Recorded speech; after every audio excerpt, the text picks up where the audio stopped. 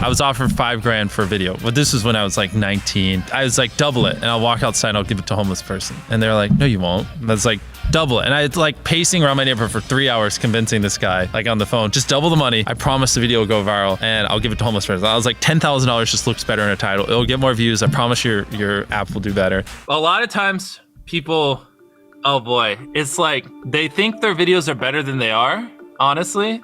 And tell them, Jimmy, tell them. I mean, they do that, and they have horrible friend groups because you really are like the type of YouTubers you hang around. It's getting people with the right YouTuber friend group that aren't pussies and will actually tell them when their content's bad and like actually roast it and help them get better in a nice, positive way. Basically what I did was I somehow found these other like 4 lunatics. 3 of us were college dropouts. 1 was a high school dropout. And 1, I don't know, he just like quit his job. We were all super small YouTubers. And we basically talked every day for 1,000 days in a row and did nothing but just like hyper study like what makes a good video, what makes a good thumbnail, what's good pacing, like how to go viral. We would just get on Skype every morning, and like some days like I'd get on Skype at 7 a.m. and I'd be in the call until like 10 p.m. and then I'd go to bed, I'd wake up and I'd do it again. We'd do things like take 1,000 thumbnails and see if like there's a correlation to the brightness of the thumbnail to how many views it got. Imagine a world where it's just you working solo and you work 12 hours a day every day for like a year. And you're just grinding, you make a mistake, you learn from it, you grind, you make a mistake, you learn from it, and you do that for like a year. And then imagine a different world where you have 4 friends who are also equally grinding in something similar. Friend number 1 makes a mistake on Friday, he teaches the other 4 people. Friend number 2 makes a mistake the next week, teaches everyone. And then like you're all learning from each other's mistakes. You're all constantly studying 24/7 and downloading each other. Like after a year, you're like 2 years ahead of the guy who was just solo. Do you frequently go that far out of your way to capture the thumbnail? Yeah, I mean, of course, everyone should. If people don't click, they don't watch. So you want to give them something to click. Something a lot of people forget is like unsuggested on phones, thumbnails are really fucking small. So like people are editing thumbnails full blown on their computer. And when you shrink it down, you can't see. We try to all around be above the rest. Anyone can clickbait, but do you actually like deliver on it? We say we put 100 million Orbeez in the backyard, we put 100 million Orbeez in the backyard. Your title and thumbnail set expectations. Like what you're saying is like, I like bananas. And what you need is, bananas are the best goddamn food on the planet. Like that's the type of opinion you need. Like you need something like, how to get 100 million views on YouTube, or not even that, that's not strong enough. You need something that makes people go, what the fuck? What the fuck did he say in that video? What the fuck? I need to know. At the very beginning of the video, to minimize drop off, you want to assure them that those expectations are being met. If you're putting 1 million Orbeez in a pool, don't start the video with you shopping for, you know, your mom's birthday present. At the beginning of the video, just say, this is 100 million Orbeez. We're gonna fill this pool and this entire backyard with them. Match the expectations, and then you wanna exceed them. So you wanna assure people that what they clicked on is what they're getting, and then blow their mind and be like, but you're also getting even more. Anytime you say the word algorithm, just replace it with audience. The algorithm didn't like that video? No, the audience didn't like that video. If I wasn't retaining a viewer, just would it make sense for you to promote it? Why would you promote a 10-minute video that people watch on average a minute and a half? I mean, every video, even the stupid ones, I learned something, you know, and that's something I try to make a very big point of, is like, no matter how bad we mess up, like we sometimes have videos that have horrible retention. It's just like, as long as you learn from it, it's not the end of the world. Every YouTuber says it. It's like, no one will ever be able to replicate my style. I gotta edit it.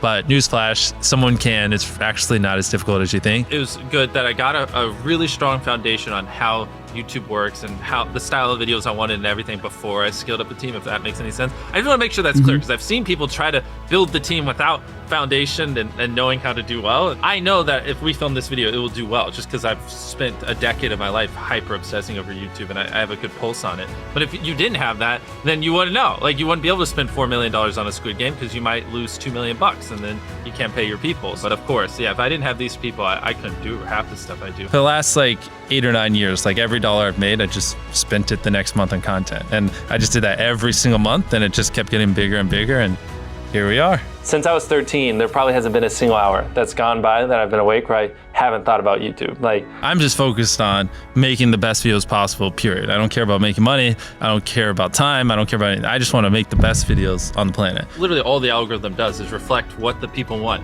to a T. And if you deny that, you just make terrible videos and are trying to find a scapegoat. We do our videos in other languages as well. If you Google it, it's like only whatever, less than 10% of the world speaks English. So 90% of the world can't even enjoy your content. And when I realized that, I was like, wait a minute. 90% of the world can't even watch this stuff. Like, we just started doing this like 6 months ago, and it's crazy like how viral some of these videos are going. 51 million. In Spanish, the guy who does my dubs is the same guy who dubbed Spider-Man. We managed to convince him. So a lot of those comments are like, why does he sound like Spider-Man? Or is MrBeast Spider-Man? To me, what's important is click-through rate, getting people to click on your video, and then average view duration, average view percentage, or just relative retention, and having them watch it. A lot of creators think click-through rate is just like the title and thumbnail and did they click it, but a lot of it too is, did they enjoy your last video? Because if someone watches a video of yours and they loved it, you can bet the next time you're recommended, their chance of clicking is a lot higher. Sometimes we're filming for 3 or 4 days, like 10 hours a day,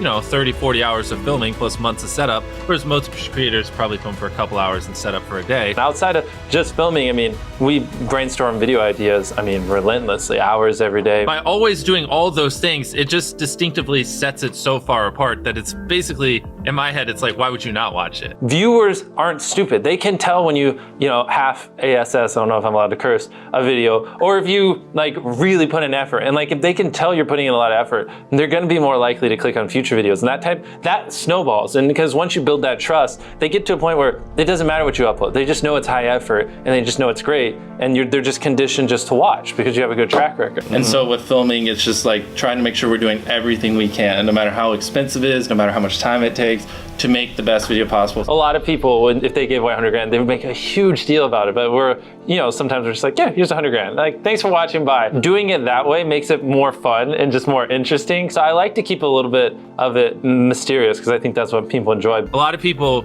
aren't willing to put in 10 hours days because they don't like what they're doing. So it's finding what they enjoy, because it is like a long grind. Like, you're doing the for years, not months. So if you don't enjoy it, then you're gonna burn out. I just had the blessing of finding what I loved at a young age. So like, because to get to this level, it takes, a decade. Most people don't find what they love till their young 20s. So they'd be where I'm at in their 30s. Yeah. I just lucked out and found it when I was really young. Living your life chasing like a nicer car and a bigger and bigger box to live in is kind of like a dumb way to go about life. I actually, funny enough, I lived in like a super below average home. And I kind of learned why famous people don't live in below average homes, because someone broke in, stole everything I owned. So I had to get a little nicer house for security reasons. But before I was robbed, like, my place is like a little duplex, $700 a month. You get a roommate's $360 split. People think just because you go for views means you can't have fun, but you can pull views and you can have fun, which is what we purposely try to do. If you're not doing something that's just inherently fun to you, you're just quit. Just give up. Like, you gotta at least semi-enjoy what you're doing, or you're gonna quit long before it gets to the point where it brings in money or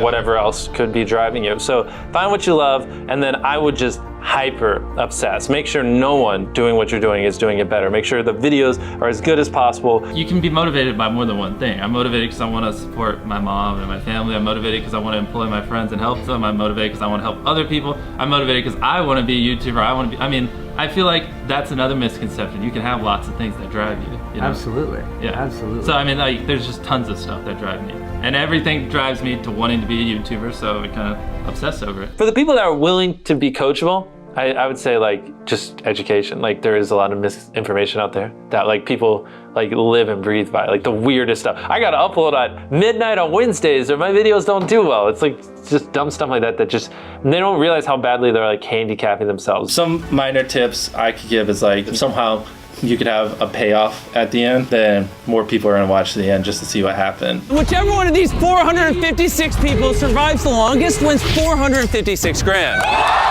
Cut out all dull moments, try not to over-explain things. If the camera just sits on me and I'm just talking for 20 seconds, it doesn't hold retention as well as, maybe me talking and other footage popping up. It's much easier to get 5 million views on one video than 50,000 views on 100 videos. It takes way less effort to get 5 million views on one video. Back then, which I think small YouTubers should do, is I would reply to every single comment. And so I think a few people caught on that I would always reply. And so some people would just be like, I wonder how long it'll take for him to reply. So that was a lot of my comments when I was smaller, but at least it kept him coming back. And your analytics, and most of you probably know this, audience retention. You can see where people click off.